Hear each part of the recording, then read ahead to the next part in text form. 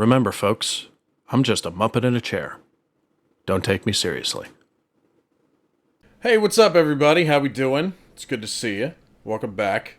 Today I'm going to be reacting to Lost in the Pond. Now, this is a channel... Wow, he's almost up to 700K. That's nice.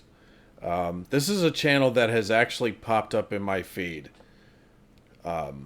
quite often, but I've never actually watched Lost in the Pond. I don't know his name, but I want to click on his videos all the time, but I'm like, maybe I'll save it for a reaction one day. But this particular one, 4 ways British and American houses are very different, caught my eye, and I figured, why not? Let's check him out. But yeah, I've even been recommended his videos before for reactions, so this will be a first.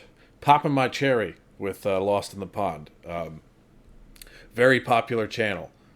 So, but the title is what got me. 4 ways British and American houses are very different.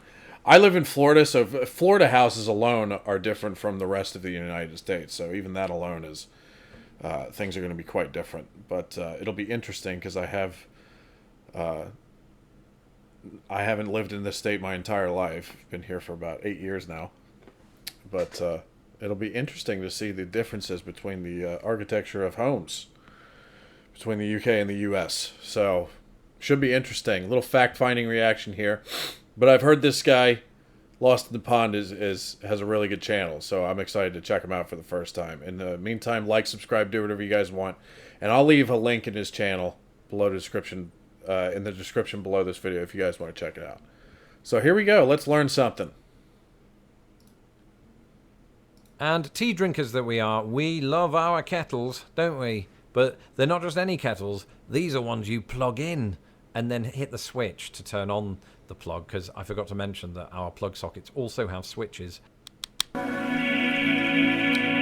that's interesting. Hello, I'm Lawrence, and I'm on a quest to uncover Lawrence. all of the memos that Britain and America lost in the pond, and one of those memos pertains to houses, the things we live inside. If you're watching this video, it's quite likely you're either inside a house right now, or you're near one, because otherwise you wouldn't probably have internet access quite as easily. To anyone that might be new to this channel, come on in, get yourself a cup of tea. This isn't a genuine offer to come into my house. I'm just saying, join the channel, this is good. And hello to everybody who's been here a long time. Today we're going to look at several ways in which British and American houses are very, very different. Having lived in the United States for over 11 years, I've lived in my fair share of houses here, just as I did in Britain. So I think I have a decent grasp of how houses work. Even tiny ones like this one, which is about 400 square feet. I'm joking, this is a professional studio.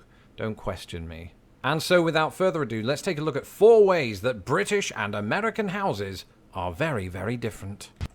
He's got a good voice. So I figure people would be attracted to his voice. He's got it sounds like he would have an easy time narrating stuff. He's got a good voice for that.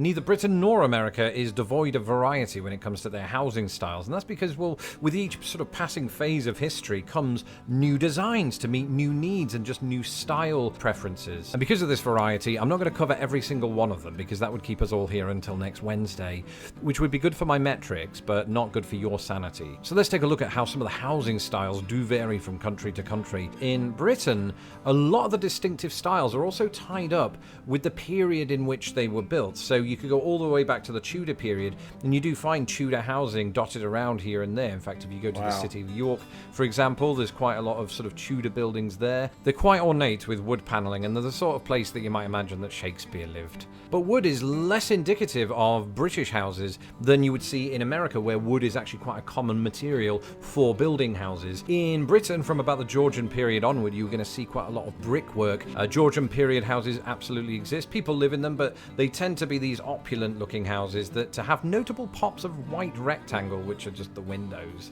It's very nice. They look like dolls' houses that you should live in. But then come the Victorian age, we started moving toward these sort of like orangey brick buildings, right? And a lot of them were terraced houses, which is what Americans would call row houses. And they just look very industrial, right? You could imagine a chimney sweep going up and getting his face covered in soot. And then it looks like brick townhouses, like townhouses where the homes are all connected together. side by side. Road houses? I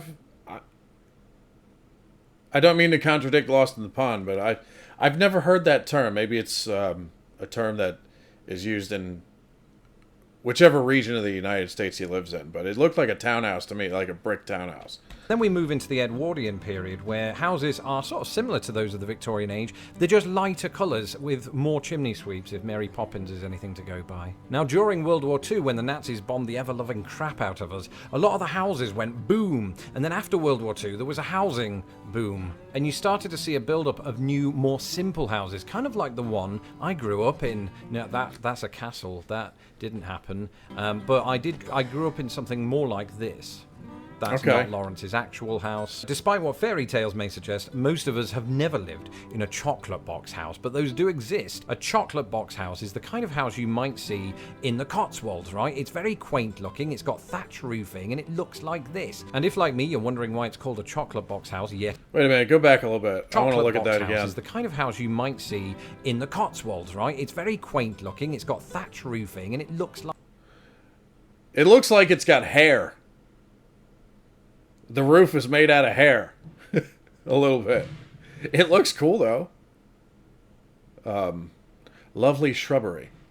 But, yeah, it's cool looking. Like this. And if, like me, you're wondering why it's called a chocolate box house, yet it doesn't look edible, it goes back to the 1950s/60s when chocolate boxes would have on their facade a kind of depiction of a beautiful English countryside, and these types of houses would often feature on said box. Now again, this is by no means an entire repository of British houses. Neither is the following an entire repository of American houses, it's just the more common ones that you will see when you are here. So Cape Cod houses, you know these types of houses, right? They're the ones with the wood paneling down the side, and I said a moment ago that, you know, America makes good use of wood in this country because there's just so much of it. So many woodlands around the country, and it's a huge country from which to pull that resource, so they do, and it's cheap. But funnily enough, the Cape Cod style has its history with English settlers who came here in the 17th century and started building Cape Cod style houses in New England. Now, during the post-World War II period, partly to provide, you know, housing to veterans coming back from war, there was a revival of Cape Cod style housing,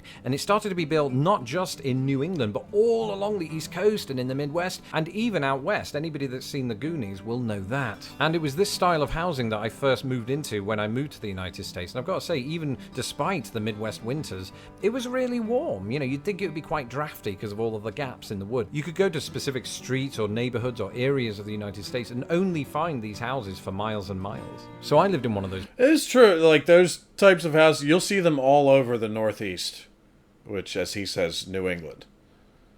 I was actually having a conversation with someone from the UK the other day, and I mentioned that of all the regions in the United States, the one where not only the people but the architecture is the most similar to the UK would probably be New England in the Northeast. I mean, the key is in the name, right? But even the people's attitude, like people from the Northeast are ball busters, and busting someone's balls is it pretty much has the exact same meaning as taking the piss out of somebody. So, and I thought about that a lot when we were having this conversation. But yeah, the you know, Americans have, at least on this channel from interactions with people, I've heard that, you know, Americans can't really take a joke or get the, you know, they don't understand the banner. I think you find that Americans from the Northeast in particular, like, you know, Connecticut, Massachusetts, and those places up there, they love busting people's balls. They love taking the piss out of people. So I think you guys have much in common with them, which is ironic because Massachusetts was the first state to rebel. So there's a little bit of irony there. But my grandparents-in-law lived in what is known as a ranch-style house. And these are sort of really low-down buildings, don't typically have 2 floors to them. And once again, these houses became popular after World War II. There was just generally a big sort of boom after World War II, again in the United States in that regard. The 20th century, though, did see more and more revivalism of old styles. So you had, mock Tudor, or should I say revival Tudor, which more or less replicated the kind of Tudor buildings that you would see in England with some differences. And I've seen those types of buildings in Boston, for example. I've also seen them in Indiana. As well as that, the 20th century saw colonial revivalism, though most people don't live in those houses. Maybe one day when I get that grand piano, I'll think about it. And so that's an extremely basic and rudimentary breakdown of some of the different styles that you'll see in each country. But there's one big difference between all of the houses in both countries, and it's this. Let's face it, it's time to face up to some home truths. Compared to America, Britain is microscopic. The United States is absolutely massive and needs to be stopped. And the same is true of each country's average...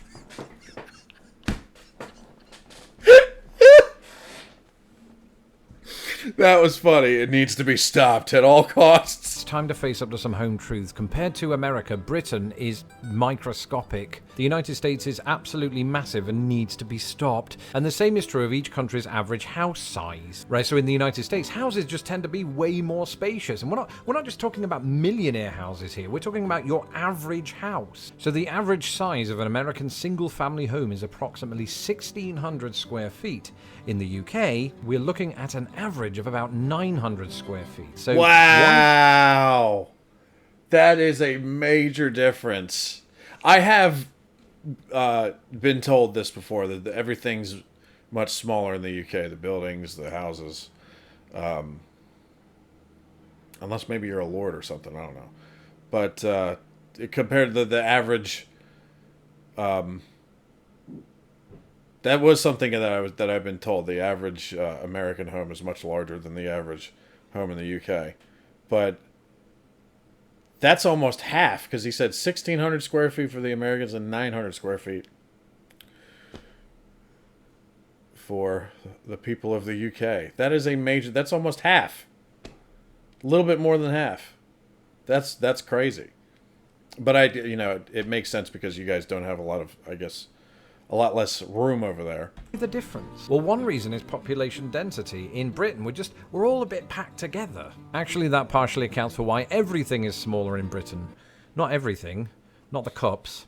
But in America, there's just so much land, and relative to that land, so few people. So, make them as large as you want, and they do. They're huge. But also, a large majority of American houses are relatively new, meaning that they were able to benefit from, building methods and materials that other countries like Britain were not. And the post-war expansion of American highways meant that this was enhanced even more. Those materials could be moved around the country more easily, and of course, this ushered in a more grand housing development. Now, all size aside, try saying that after 10 tepid tequilas, things become subtly different once you're inside the houses of either country. See, this is the part that I think is going to be Is gadgets the right word? I don't know. I'll have to fire my graphics team. Either way, we're essentially talking about accessories, the things you have in your house that make that house work, even when you're doing the house work. So for example, airflow, right? America's bigger on its overhead fans and air conditioning units. We don't usually use those. I mean, we like to punish ourselves, especially in the summer. But we can crack a window open and it doesn't get oppressively hot.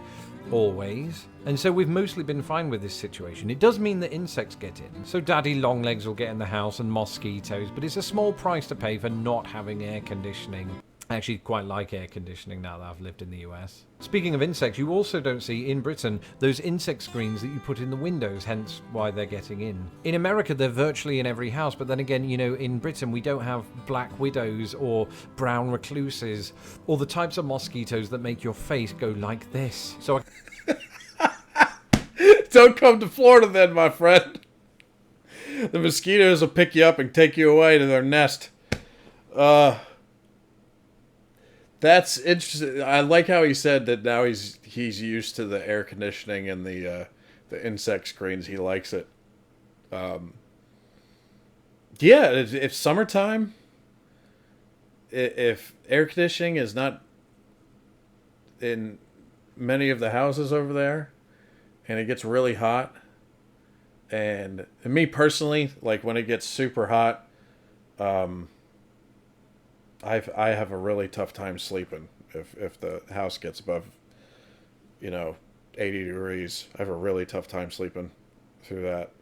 Maybe I'm pampered a little bit because I'm used to American air conditioning, but where I live in Florida, it's air conditioning is essential, and they break all the time.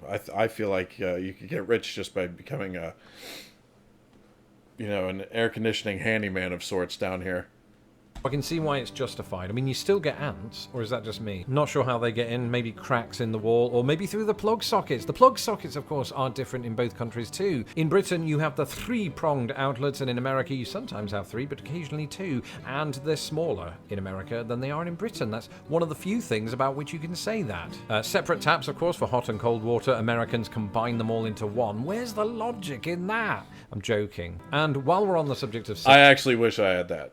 I do. Sinks. Most British sinks don't have that sort of food waste disposal thing that you press the button and it does the noise. Amazing. That was one of the best things I discovered after I didn't discover it. Somebody else came up with the idea and I just used it.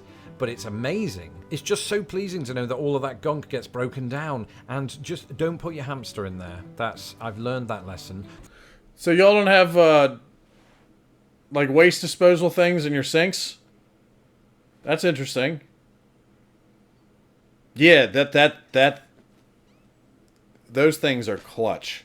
And I mean, like, so nice to have. Because especially when you make food at home all the time, and every time you have a dinner, all the gunk gets in there, and then you just turn the thing on and all the blades in there, crush it all up, and keeps your sink from stopping up all the time. But it's not like we have that in every sink in the house. It's mainly just the kitchen sink. From someone else, I didn't do it, just read about it on Reddit. Letterboxes. Firstly, Americans don't call them letterboxes, but mailboxes, and typically don't have them on the door, but outside in the garden, yard. The garden/yard is different. Often smaller in Britain, but very well kept up, depending on the family. And just massive yards here with, mesh fences and things like that, or picket fences. Back inside, a lot of properties in the United States will have walk-in closets that are built into the actual walls of the house, whereas in Britain, you bring your own closet/wardrobe to put your clothes in, and that takes up more space, I've just realised. So we're shooting ourselves in the foot every step of the way. Except when it comes to washing machines and dryers. How cool is this? We combine them both into one giant cube, whereas America has 2 separate cubes. And tea drinkers that we are, Yep. We love our kettles, don't we? But they're not just any kettles, these are ones you plug in and then hit the switch to turn on the plug, because I forgot to mention that our plug sockets also have switches.